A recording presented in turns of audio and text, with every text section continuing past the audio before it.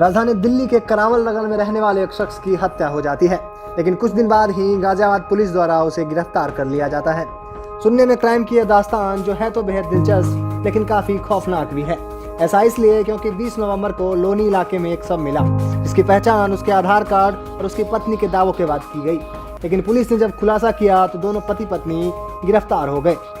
दरअसल गाजियाबाद के लोनी इलाके में एक शव मिला, जिसकी जेब में एक आधार कार्ड था। सबका चेहरा बुरी तरीके से कुचला हुआ था और साथ ही उसे जला भी दिया गया था ताकि उसकी पहचान अच्छे तरीके से ना हो सके। हालांकि आधार कार्ड के पते पर जब पुलिस ने सूचना दी तो एक महिला आई और उसने यह बताया कि यह उसका पति है जिसकी हत्या कर दी गई है। लेकिन पुलिस को कुछ चीजें पहले से ही हजम नहीं हो रही थी। पुलिस ने जब लगातार छानबीन की तो एक बेहद डरावना और खौफनाक साजिश निकलकर सामने आया।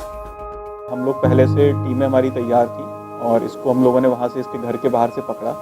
फिर जब इससे पूरी पूछताछ की गई और कुछ हमने सीसीटीवी फुटेज पर भी काम किया था। एक सीसीटीवी फुटेज में इसी की कदकाठी का, जिसको कि मृतक बताया जाता है, इसी कदकाठी का व्यक्ति एक साइकिल पे कुछ रख के, किसी का शव रख के उसमें दिखाई दे रहा था ले जाते हुए।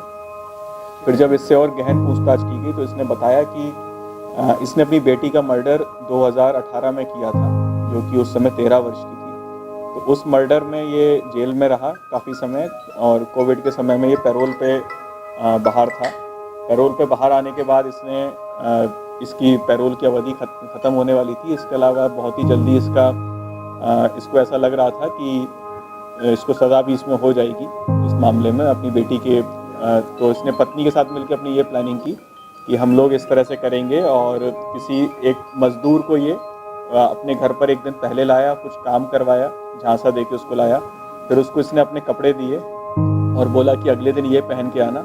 फिर घर पे इसको बुलाने के बाद उसके साथ इसने शराब पी और उसको बहुत ज़्यादा इसने शराब पिलाई। जब वो शराब के नशे में हो गया तो इसने और इसकी पत्नी ने चारपाई के पाए से कई वार करके उसको गंभीर रूप से घायल कर दिया और उसको मार दिया। फिर उसको ले जाके रात में उसका चेहरा वगैरह वहाँ पर उसका जला दिया ताकि इसकी शिनाख्त ना हो पाए और सबको यही लगे कि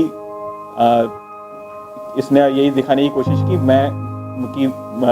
मुझे ही किसी ने मार के यहाँ पर डाल दिया। बता दें कि सुदेश कुमार नामक ये शख्स 2018 में अपनी बेटी की हत्या मामले में जेल में बंद था। कोरोना के दौरान उसे पैरोल पर छूट देकर घर भेजा गया, लेकिन पैरोल खत्म होते ही उसे गिरफ्तारी का डर सताने लगा और इसी गिरफ्तारी से बचने के लिए सुदेश ने अपनी पत्नी अनुपमा के साथ मिलकर एक प्लान बनाया।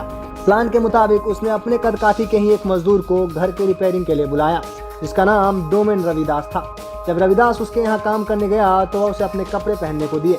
वहीं दूसरे दिन जब मजदूर रविदास उसके घर काम पर गया तो साजिश के तहत सुदेश ने उसे काफी मात्रा में शराब पिलाकर बेशुद्ध कर दिया और फिर चारपाई के पाए से हमला करके उसकी हत्या कर दी। हत्या के बाद फिर उसके शव को आग से जलाकर उसका चेहरा बिगाड़ दिया। सुदेश जैसा चाह रहा था वैसा ही हुआ और उसकी पत्नी ने रविदास की पहचान सुदेश के रूप में कर दी।